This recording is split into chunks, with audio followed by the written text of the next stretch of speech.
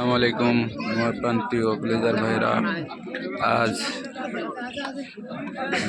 এই ইফতারিতে আজকেরা দিয়েছে হচ্ছে লাল, এটা হচ্ছে বিরিয়ানি, লাল বিরিয়ানি। তো আজকের ইফতারি এটা, তো অনেক মানুষ এই ইফতারিতে দেন সবের থালে থালে এবং সবাই দিতাছে, ইফতারি দেওয়া নিয়ে ব্যস্ত। চুপ করে নি যা কে রে সুলতান, সুলতান এই এটার আবার শাখা করেছিস রে বা।